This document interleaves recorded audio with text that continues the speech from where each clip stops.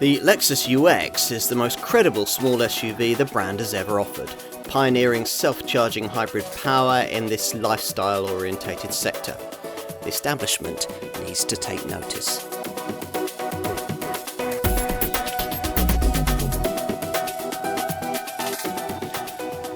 One of the market's most profitable segments at present is that for premium branded mid-sized SUVs of the more compact sort.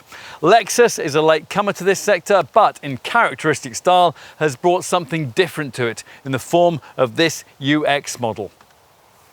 The UX competes directly against premium small crossover models like the Volvo XC40, the Jaguar E-PACE, the Audi Q3, the BMW X1 and the Mercedes GLA. The angular Lexus NX, which previously represented the company against rivals like those, has been repositioned a little further up market as an alternative to slightly larger medium-sized SUVs, so think Audi Q5s and BMW X3s. So, does the UX stand a chance against such an army of fiercely talented competitors? Well, the looks are certainly unique, and so is the powertrain, a non-plug-in petrol-electric hybrid. It offers a rather different driving experience to that you get in a comparable diesel, but the tax advantages are substantial. And, of course, the current zeitgeist is with Lexus here, because diesel power plants are increasingly demonised by European governments. Much of what's on offer here is borrowed from Toyota technology, the stiff GAC platform we first saw in the CHR, the 2-litre hybrid engine originally launched in the Corolla, the optional E4 four-wheel drive system that's familiar from the 5th generation RAV4, but it all claims to have been polished with an extra degree of Lexus finesse for a classier user experience, which you might logically expect to be the defining meaning of the UX name. Actually, those letters apparently stand for Urban Explorer, or Creative Urban Explorer, to quote the marketing spiel. In other words, curbs can be mounted, but as ever with cars in this segment, you're going to have to leave the Serengeti to Bear Grylls. Perhaps it's appropriate that Lexus has turned up fashionably late to this importantly aspirational sector. The company believes that over 80% of buyers will never have owned one of the company's products before. Few of them will previously have ever had a hybrid, and some might not ever have previously owned a luxury branded automotive product at all. So will they like this one? Well, let's find out.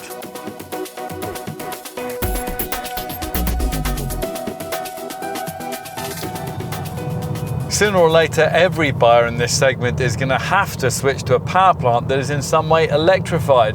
If you're going to take the plunge now, Lexus reasons, then why not do so with a brand that has over 2 decades of experience with this technology? Not that actually you have much option if you're looking for a properly premium badged small SUV.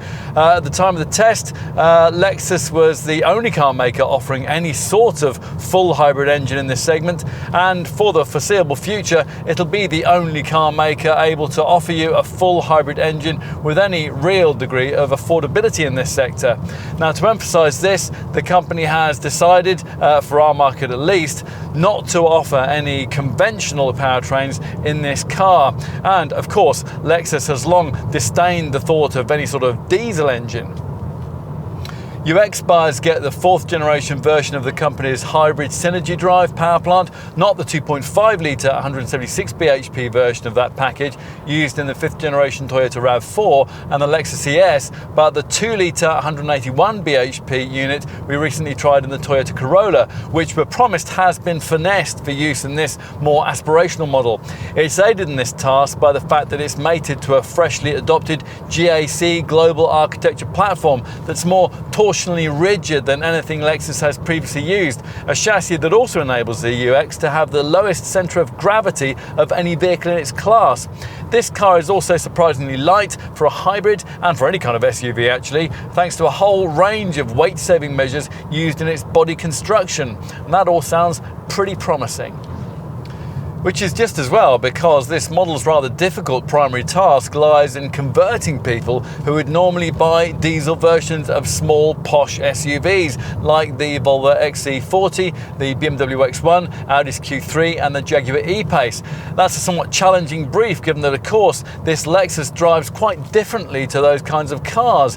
It would do. The hybrid engine has nearly 50% less pulling power than a rival diesel.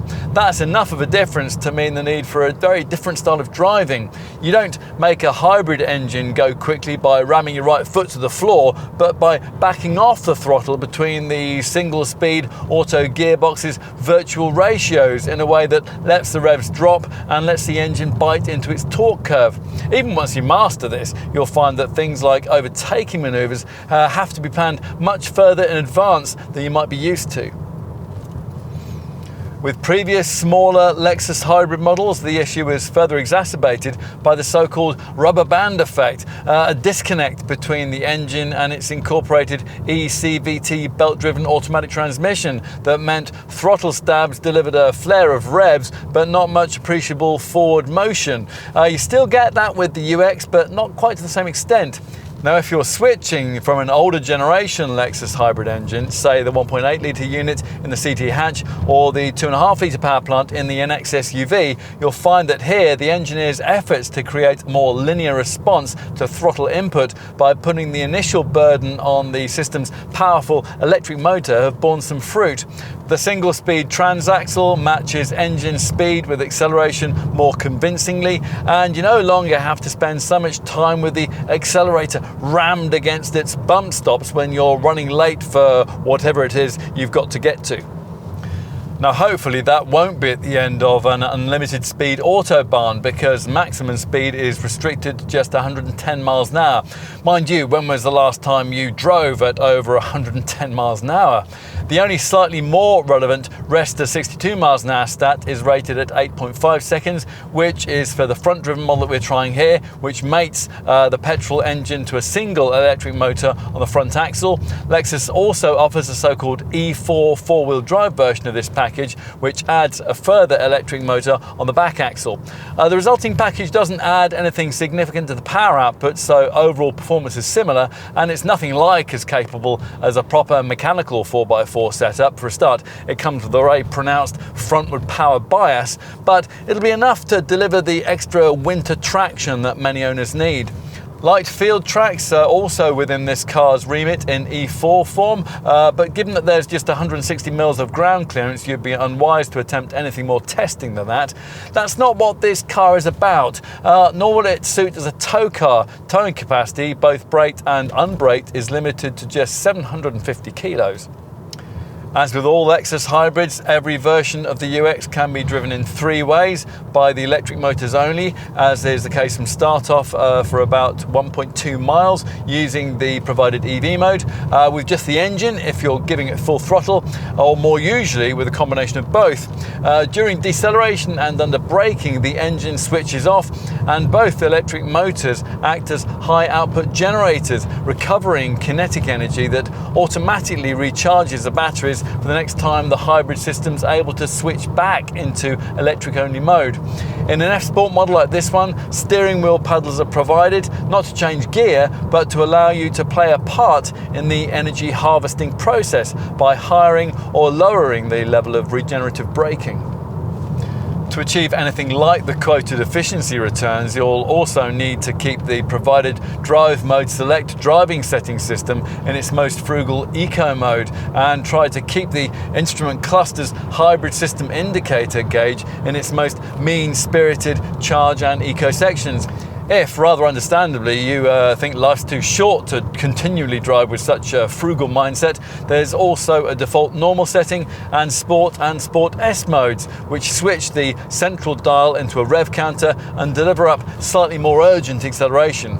If you've opted for an F-Sport model and you've paid the extra for AVS, Adaptive Variable Suspension, that allows the Drive Mode Select settings to alter damping, then you'll get a more focused Sport S Plus mode too.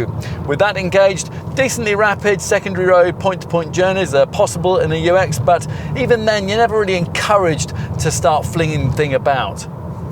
When we've pushed on a little through the turns with this car, we've found that it hangs on quite well, aided by the stiff structure we referenced earlier, and also by that steering that, although it's quite light, is a little more direct and feelsome than is the case with usual Lexus models. The active cornering assist torque vectoring system is also useful here. It's integrated into the VSC stability control setup, and it's able to apply a degree of brake control on the inside wheels during spirited cornering, and it suppresses any tendency to understeer, and it helps to keep the car faithful to your chosen line through the bend. But of course, as with any hybrid, this car is far more in its element when you're merely cruising about, aided on the highway by a package of aerodynamic enhancements that Lexus reckon have improved high-speed stability. Now, they may also have enhanced refinement, which is predictably superb by rumbly class standards. Going back to a diesel rival after living with one of these would be something of a culture shock. And after trying a UX, there is just a chance that you might not actually want to.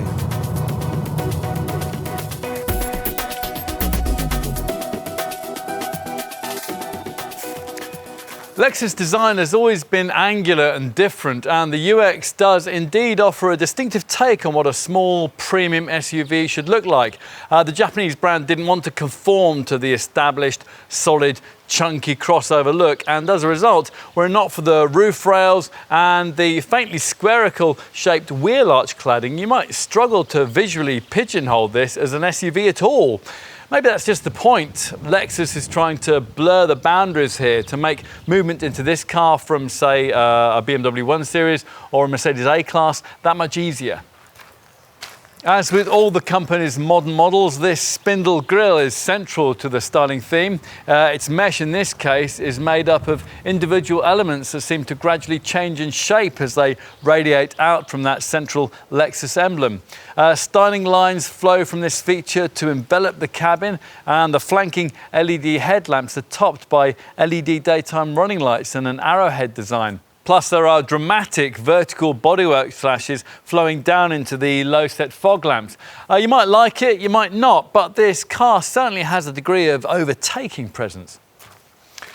And in profile, well, you might struggle to call it beautiful, but it makes a certain kind of statement, with crisp, sculpted surfaces embellished in this case by this optional multi-layered blazing carnelian special metallic mica paint finish. This perfectly sets off the black door mirror housings and the more dynamically styled 18-inch alloy wheels that are unique to this F Sport variant. Aerodynamically orientated 17-inch wheels are fitted to the base version, and either way, the rims sit in black wheel arch mouldings that are prominently styled to manage airflow across flanking panels that are distinguished by this curiously shaped lower rubbing strip. As is becoming fashionable these days, the rear perspective is dominated by an LED tail light blade, which extends the full width of the tailgate. The lamp section in this case made up of an array of 120 LEDs and tapering in the middle to just 3 mils deep at its narrowest point. Intricate finishing of that sort is a Lexus hallmark, hence the wafer-thin shut lines and the way that the exterior surfaces have been refined to 1/100th of a millimetre tolerance that apparently pushes the boundaries of what could be produced in the body panel stamping process. The lower diffuser is marked by angular outer reflectors, and there's a wing-type spoiler at the rear edge of the roof. As usual, of course, what's more important is the stuff you can't see. Now, this tailgate is made from composite materials, but most of the other body panels, the bonnet, the side doors and the wings, are fashioned from aluminium, all of it bolted to a high-strength GAC platform that makes extensive use of high-tensile steel. Enough, you're going to want to know about the interior. Now, this is, after all, the area that tends to set a premium brand SUV apart from a volume branded model. And as you'd expect, lots of effort has apparently been made here to conform to that standard. Any car company can add chrome and leather into a car's cabin. A properly premium model, though, has to be distinguished by an attention to detail that goes further than that. To take just one example here, Lexus engineers worked with neural scientists to create the best possible door closing sound. And every car that comes off the Kyushu production line is inspected by Takumi craftspeople in a dedicated quiet room to ensure that the prescribed oral experience is never altered. It's a detailed touch, but then detailed touches are what Lexus owners really appreciate. Hence the red stitched dash on this F Sport model, or the unique washi grained fascia finish on the Takumi variant, inspired by the surfacing of the traditional screens found in Japanese houses.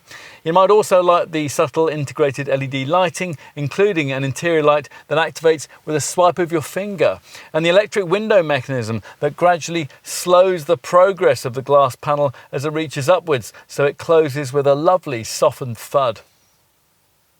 It's all supposed to contribute to what Lexus likes to call the spirit of omotenashi, the oriental style of welcome embellished here by what the company calls engawa, a traditional Japanese architecture concept that aims to blur the boundary between the outside and the inside of a home, hence the way that from the driver's seat, the upper section of the instrument panel appears to extend out beyond the windscreen into the wings.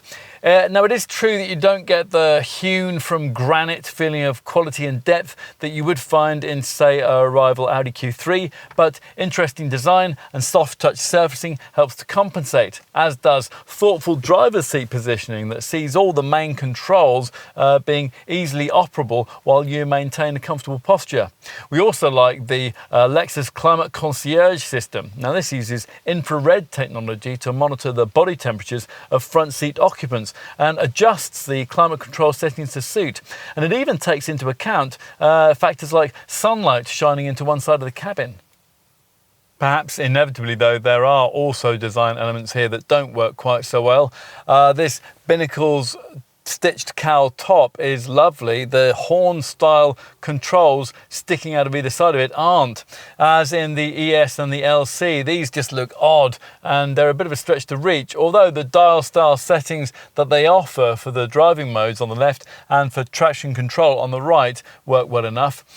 More significantly though, we simply don't understand why so many of the functions of the brand's Lexus navigation package have to be activated via this fiddly touchpad down by the gear stick.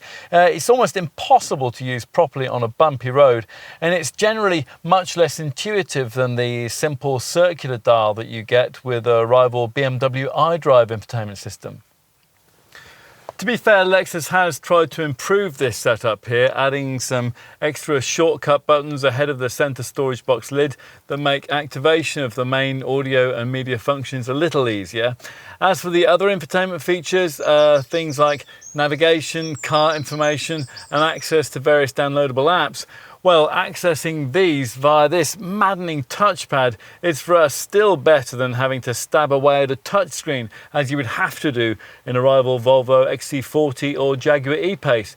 And it's also better than fiddling with the haptic, touch-sensitive dash buttons that you have to use in an Audi Q3. It's nice to see an old-fashioned CD player included too. Mainstream UX models get a 7-inch Lexus media display center-dash screen like this one, but you can pay more or go for top Takumi trim and you get a larger 10.3-inch Lexus navigation monitor. Both infotainment packages lack a near essential feature in this class though, Apple CarPlay or Android Auto smartphone mirroring, although Lexus does plan to introduce that soon. And both displays are flanked a little incongruously by a little analog clock that's borrowed from the brand's flagship LS luxury saloon.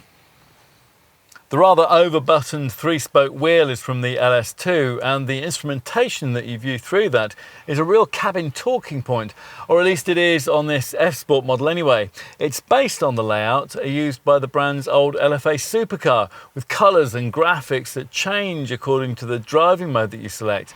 The single central dial is usually a hybrid indicator with eco, power and charge sections, but if you select one of the sport driving modes, it transforms itself into a rev counter. That's very neat, as is the way that when you press this steering wheel button here, the dial slides neatly to the right to reveal an informational panel with trip computer, compass, audio and safety setting info. Plus, it can also show a scaled back version of that energy monitor and even a G-forces readout. One of the things that you might want in choosing an SUV is a slightly elevated driving position. Well, you don't get that here. Your seating position is very family hatch-like. Now, we mentioned earlier that this makes acclimatization from a more ordinary model somewhat easier, but it does also mean that all-round visibility suffers, especially in a design like this one with a kicked-up rear window line. Hence, Lexus's decision to standardize a rear-view camera across the range, although disappointingly, you do have to pay extra for rear parking sensors with entry-level trim. At least the seats are supportive though. They feature springs and foam padding designed to disperse pressure under the sciatic area, and finding a comfortable position is easy, although we could do with a little more reach adjustment on the steering wheel here. What else? Well, the optional head-up display is one of the more informative of its type. The optional 13-speaker, 668-watt Mark Levinson premium surround sound system is glorious, and as ever with a Lexus hybrid model, you get a selectable energy monitor in both the instrument cluster and on the center dash screen that at any given time shows you how the drivetrain's working and what's powering what. We also like the fact that the climate system can be operated either from the center dash screen or by using this row of piano style buttons on the center stack. And build quality, that seems up to standard, with scratchy plastics relegated to areas that you'll rarely touch. We're not too happy about some aspects of this UX model's cabin practicality though. The door bins are tiny, as is the glove box, room within which is nearly completely taken up by the handbook. An overhead sunglasses compartment has also been forgotten. What you do get though is this storage compartment here between the seats, which incorporates a couple of USB ports and an aux in point. In front of the gear lever, there are these two deeply recessed cup holders, and there's the option of adding in a wireless phone charger mat beyond that. You get ticket clip recesses in the sun visors too.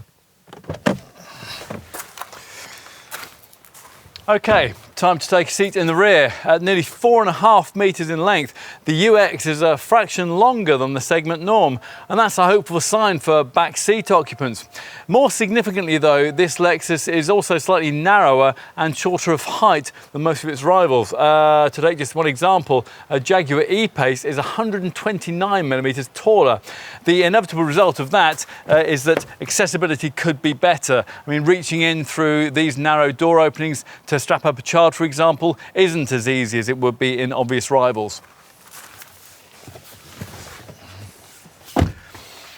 To be fair, unless you're particularly infirm, getting in and out isn't too difficult because Lexus has optimized the hip point and the shape of the seat cushion. Plus, once you are in, although the gently swept up window line might for some combine with rear privacy glass to deliver a slight spirit of claustrophobia, the low set positioning of the bench helps a little to compensate for the lack of ceiling height. The footwells are a bit tight though, and that's despite the fact that the center transmission tunnel, fortunately, isn't too prominent. Ideally, you really won't want to take more than a couple of folk back here. Not only is the cabin narrow, but the central part of the seat is uncomfortably raised. If there are a couple of occupants, you'll be able to use this central armrest here, which, as you'd want, incorporates a couple of cup holders. There are twin vents, plus a couple of USB ports, but no door bins, although there are seat back pockets. Forget any thoughts of being able to move the seat base. The hybrid system sat beneath it makes that impossible. Finally, let's take a look in the boot, space within which is always a worry with any hybrid model. As is the case here, you have to hump your luggage over quite a high loading lip to reach this cargo area. And once you have, you won't be able to get much of it in. There's 320 litres of capacity here. That's well down on the class standard. To give you some segment perspective, a Volvo XC40 has 432 litres, an Audi Q3 530 litres, and a Jaguar E-PACE 572 litres. That's nearly twice as much. 3 carry-on cases is all that will fit in here. Even an XC40 can manage 7. Now, Lexus says that anyone wanting more carriage space would be more likely to opt for their slightly larger NX SUV, but even that car's boot is only 475 litres in size. Battery placement for the hybrid system is inevitably to blame here, which usually means you don't get any underfloor storage space. In this case though, the base of the cargo area raises to reveal quite a useful storage well, smartly trimmed at its base by a carpet mat. Unfortunately, Lexus hasn't thought to make that surfacing reversible for muddy boots. And while we're grumbling, we will mention that the parcel shelf cover is one of the cheapest and flimsiest we'd ever come across. On the plus side, unlike most of its rivals, Lexus hasn't forgotten to include a 12-volt socket back here. It's there on the left. There are bag hooks on both cargo walls, and there are the usual 4 tie-down points on the floor. The transport of longer items won't be easy. You can't have a ski hatch or a 40-20-40 rear seat back split. When the rear bench does flatten, 1,231 litres of capacity is freed up, which isn't enormous, but which will probably be sufficient for the needs of most likely owners.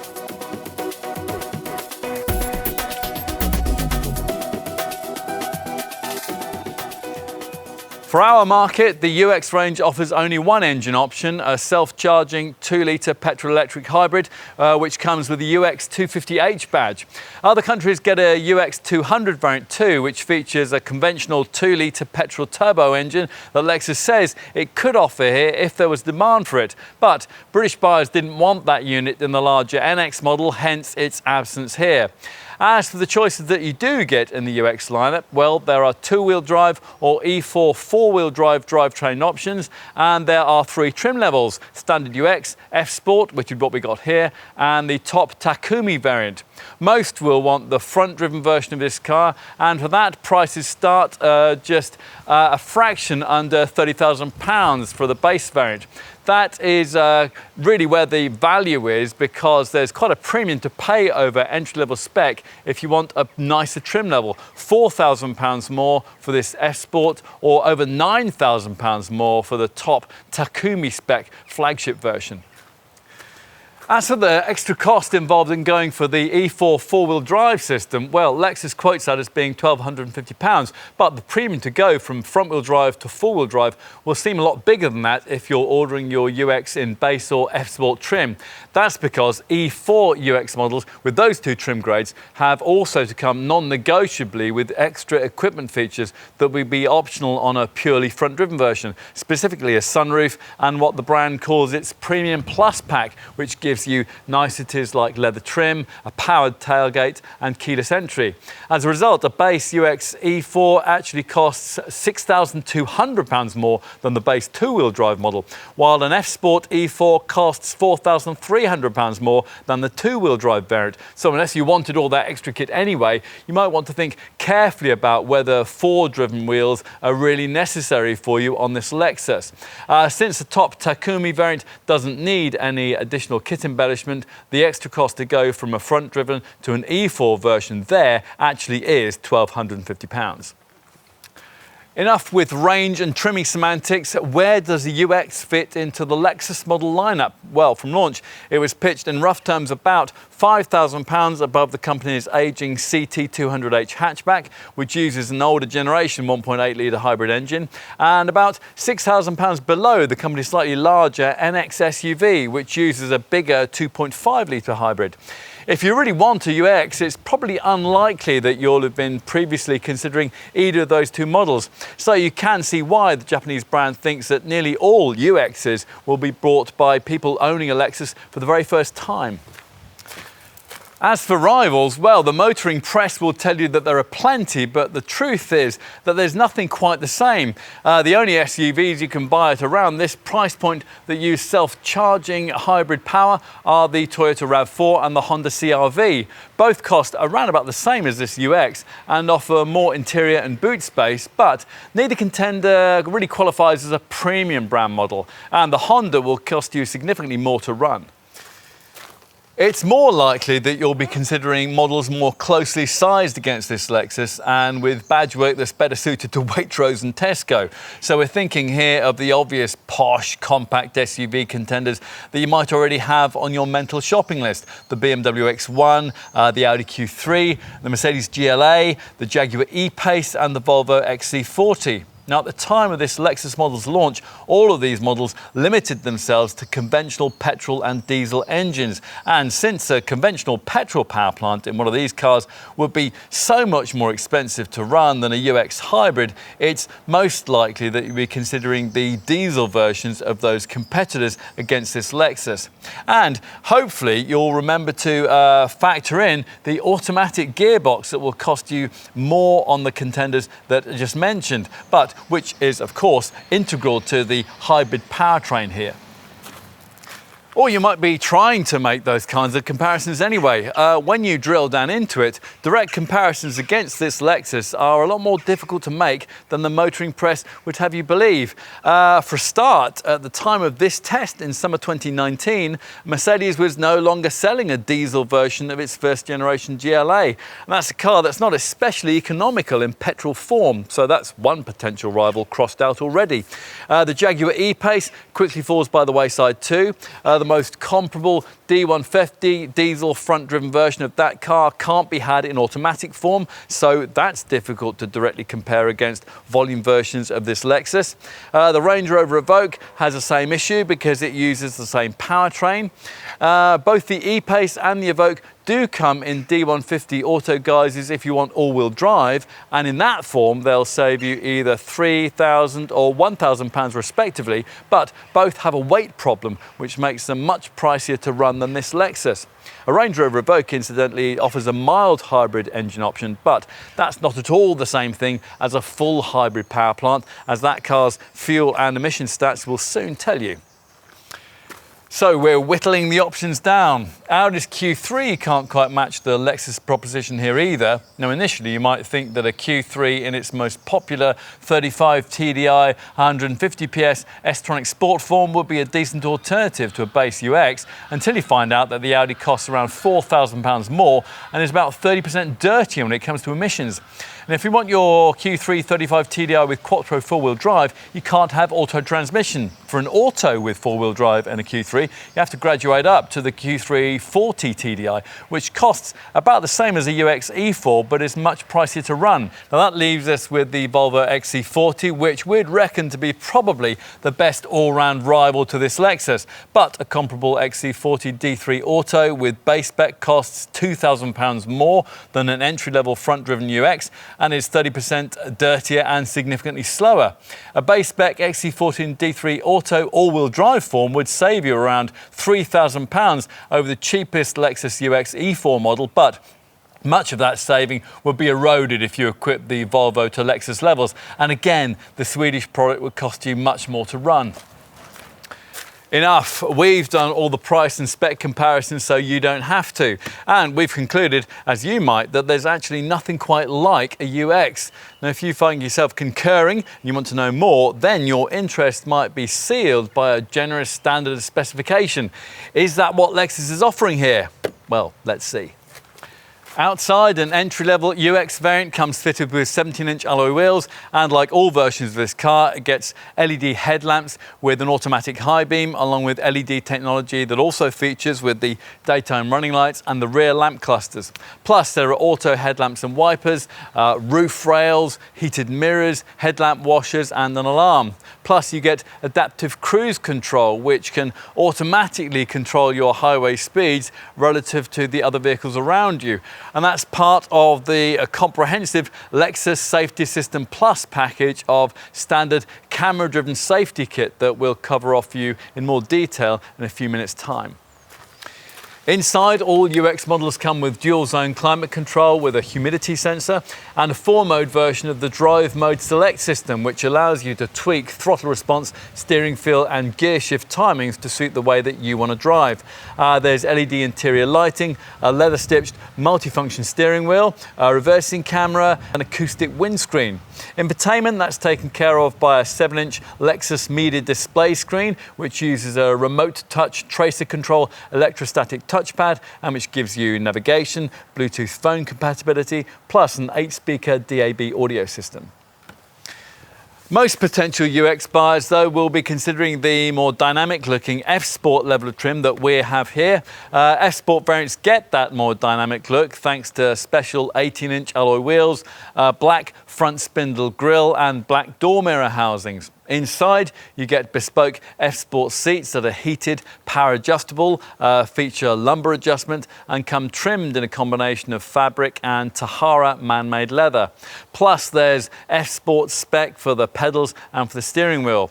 At this level of the range, the kit also runs to rear privacy glass, LED front fog lights, a heated steering wheel, run-flat tyres and a memory setting for the door mirrors. In addition, F-Sport buyers get steering wheel paddle shifters, which allow you to alter the level of regenerative braking, and an active sound control system, which channels an emotive engine noise soundtrack through the speakers. You also get a bespoke instrument cluster too, and that has a neat movable dial. That's a layout that's borrowed from the brand's old LFA supercar.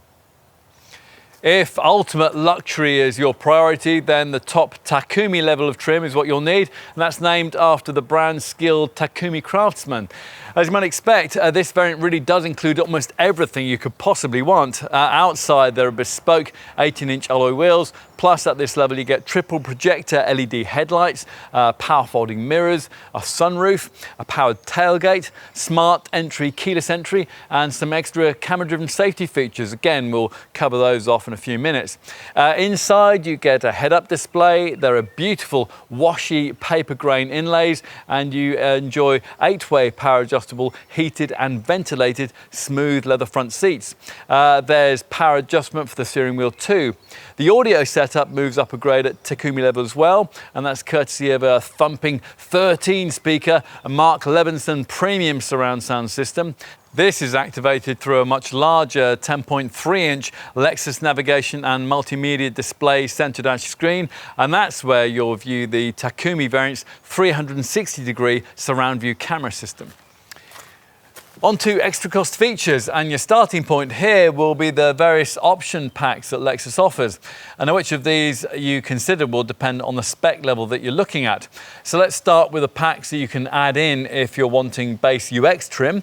There's a parking pack which gives you the all-round parking sensors that are missing from the spec at that level in the range. But your dealer will of course want you to go further. Your salesperson is likely to prevail on you to at least stretch to the premium pack, which costs £2,200 more and which upgrades you with larger 18-inch wheels, front and rear parking sensors, rear privacy glass, an auto-dimming rear view mirror and heat for the front seats and the steering wheel. Or even better perhaps, you could go for the Premium Plus pack that we've already mentioned, and that includes all those premium pack niceties along with leather upholstery, a powered tailgate, smart entry keyless entry, LED cornering lights, illuminated exterior door handles and the washy paper grain interior trim inlays that we mentioned earlier. Now another advantage of going for either of those premium packs on the base UX is that you'll then be able to go further and add in either the optional tech and safety pack, which we'll cover off for you when we talk about safety, or the tech and sound pack. Now that will give you a package of the real niceties. That Mark Levinson sound system, power adjustment for the front seats and for the steering column too, electric lumbar support, a head-up display, a wireless charging tray and intelligent parking sensors. Most UX buyers will have as their starting point though the F-Sport trim model we're testing here. So what can you add in at this level? Well, there's a special F-Sport version of that Premium Plus pack that we just mentioned, and that includes most of the features we referenced, plus it also incorporates the larger 10.3-inch Lexus navigation screen, powered steering column adjustment and an audio upgrade with a DVD player. You might also want to consider the special S-Sport version of the Tech and Safety pack. That's what you'll need to get the brand's AVS, that's Adaptive Variable Suspension System. Now this allows you to alter ride quality working through the settings of the car's Drive Mode Select system, which with AVS gains an extra mode, Sport S Plus. Now, if you're not short on budget and you've decided on an F-Sport spec UX, you might simply tick the box for the optional Takumi pack. Now, this includes everything that you'll get on the F-Sport Premium Plus pack and also the F-Sport Tech and Safety pack. And then it also adds in the stuff that you'll really want to spoil yourself with. The Mark Levinson surround sound system, the 360-degree panoramic view monitor, the sunroof, and the ventilated front seats with memory settings. What else? Well, let's tell you that on base and F-Sport spec models, you can add in a sunroof as a standalone option if you don't want to get that feature as part of one of the option packs that we just mentioned. As for optional practicalities, well, even though this UX can't tow much of a weight, you can still add in a tow hitch, and more relevantly, you can add in the roof crossbars that will allow you to fit options like bike carriers, a roof box, or a holder for skis or snowboards. You can add in an adventure protection pack to protect the bodywork, and an ashtray is available if you haven't yet kicked the habit. And when you have kicked it, you can use that receptacle as a storage bin. On to aesthetics. Now, you'll almost certainly want to pay your dealer more for your choice of paint colour. Various extra cost metallic shades are offered, and there are some pricier but more exclusive special metallic paint colours offered too. We've got one of those here actually, Blazing Carnelian, which has a particular vividness and depth created by using a multi-layer paint process which combines a red base with a yellow mica interface layer. You might want to add in the optional gloss black machined 18-inch alloy wheels too, possibly the optional style pack, and maybe also rear skirts or side skirts. Enough, let's move on to safety. Now, earlier we referenced the standard Lexus Safety System Plus package that all UX models get as standard, which includes 6 camera-driven elements of safety technology. We'll start with a feature that all cars of this kind now need to have: autonomous braking. Lexus calls its setup a pre-collision system, and it works as all these kinds of setups do, scanning the road ahead in search of potential collision hazards as you drive at speeds of between 7 and 110 miles an hour. If one's detected, you'll be warned. If you don't respond, or perhaps you aren't able to, the brakes will automatically be applied to decrease the severity of any resulting accident. Now, this setup is also able to specifically identify people, and it'll apply braking if a pedestrian is detected in front of your UX, even at night. In the daytime, it can specifically detect cyclists too. The other 5 Lexus Safety System Plus features can be quickly covered. The lane center lane keep assist setup warns dozy drivers who've drifted out of their lanes on the highway, applying steering lock to ease the car back to where it ought to be, and works seamlessly with the adaptive cruise control system we mentioned earlier. The steering assist lane trace assist feature helps you to keep the car centered in its lane. Automatic high beam automatically dips your headlights for you at night, and RSA road sign assist pictures road signs on the move and then displays them on the dash. As for more conventional safety kit fitted to all UX models, well, pretty much everything you'd expect is present and correct. So tick off a pedestrian-friendly bonnet, ISOFIX child seat fastenings, and no fewer than 8 airbags, twin front, side and curtain bags, plus knee bags for both front seat passengers. Across the range, you'll also find a tyre pressure warning system and hill start assist control, which stops you from drifting backwards on uphill junctions. There's also emergency brake signaling for panic stops. We also like the PKSA, Parking Support Brake System, which can automatically brake the car as part of parking manoeuvring if you're just about to hit something solid or moving when you're trying to park, a low wall that you haven't noticed, for example. In addition, there are all the usual electronic aids for braking, traction and stability, systems that in most other cars will only activate at the last minute if the situation demands it. In the UX though, it's all done a bit more cleverly. The so-called Lexus Vehicle Dynamics Integration Management setup coordinates everything together and takes action to correct the car just that little bit earlier. Now, there's also an incorporated e-call system which will automatically alert the emergency services with your precise GPS location if the airbags go off in an accident. At the top of the UX range on the Takumi model, Lexus also offers two further camera-driven safety features. A blind spot monitor works on the move to stop you from dangerously pulling out to overtake in front of another car, and an alert rear cross traffic alert system warns you of an approaching vehicle when you're reversing out of a parking space. Now, both those features are optional on the two lesser variants.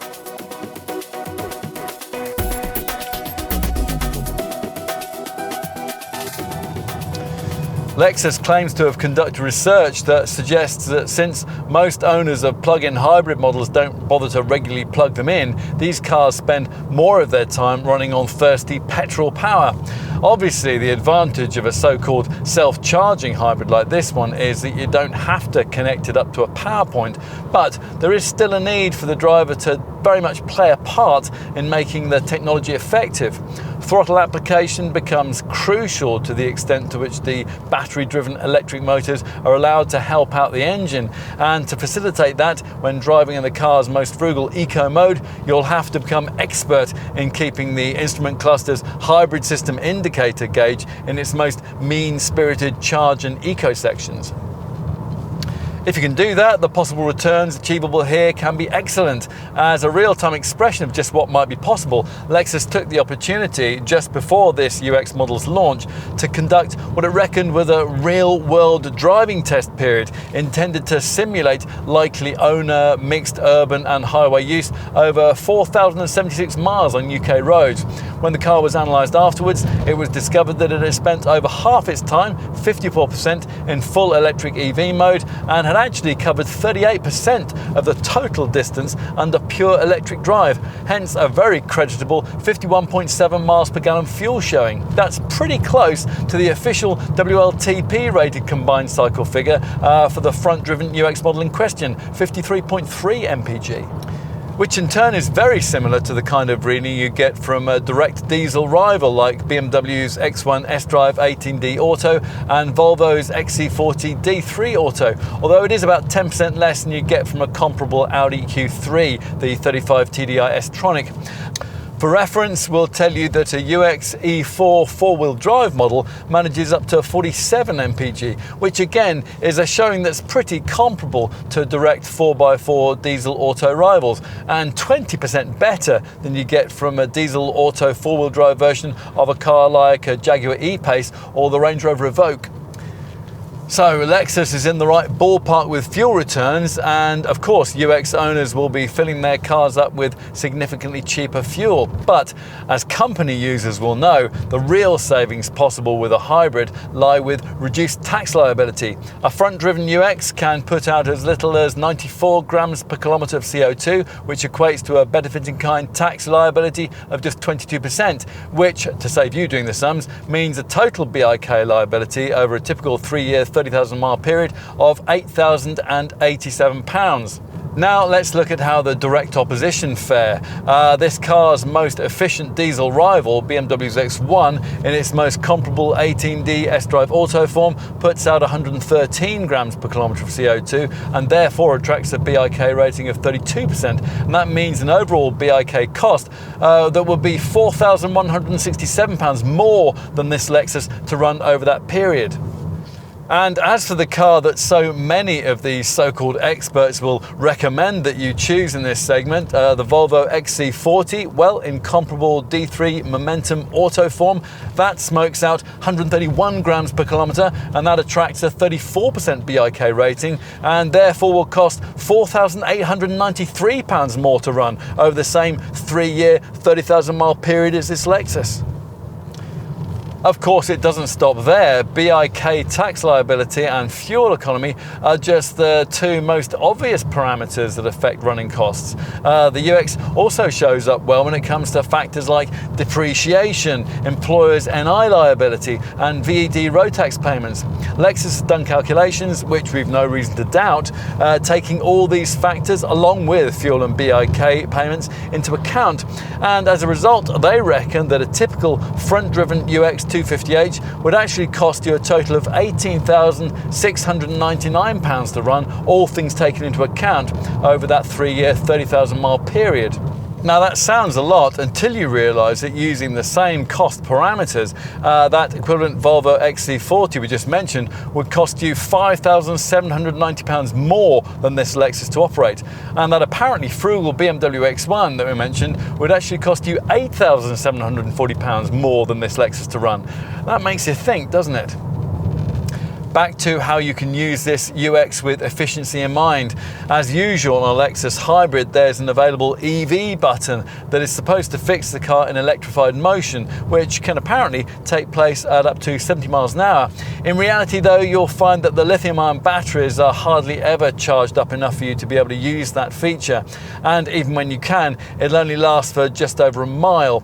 It's much better to allow the car to decide its own electrified policy, which, as we referenced earlier, it actually does rather often.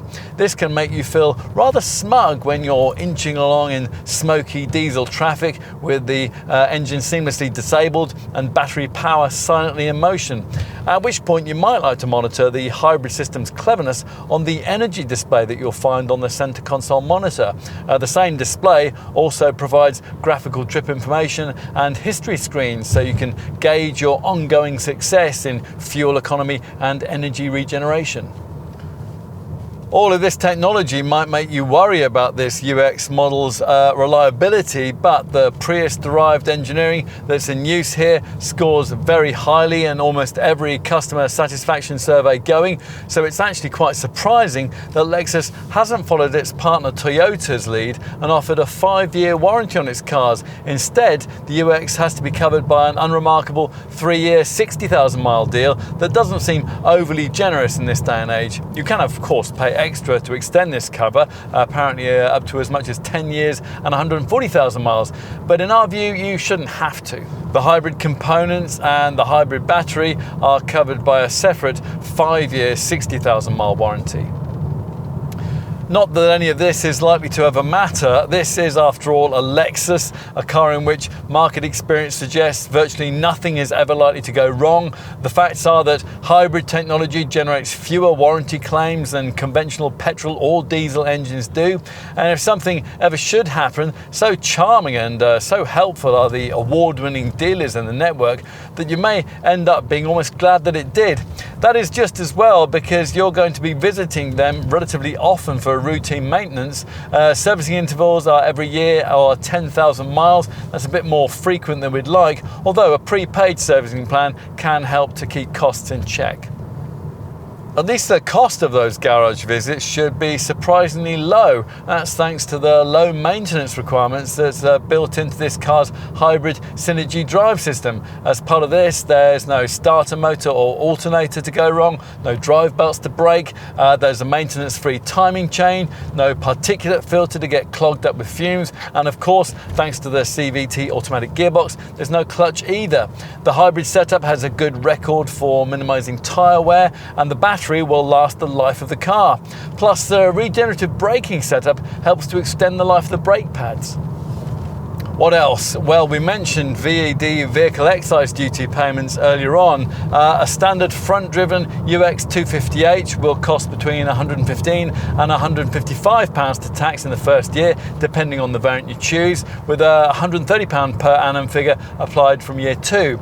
Talking of tax, be careful when adding optional extras to the pricey Takumi model, because these will take the list price to over £40,000, which will net you £310 vehicle excise duty surcharge from the revenue. We'll finish with insurance. The front-driven UX 250H model is rated at Group 22E in base and F-Sport guises, or Group 26E if you opt for the top Takumi version. If you're interested in the UX 250H E4 models, it's Group 23E for the base and F-Sport variants, or Group 26E for the Takumi model.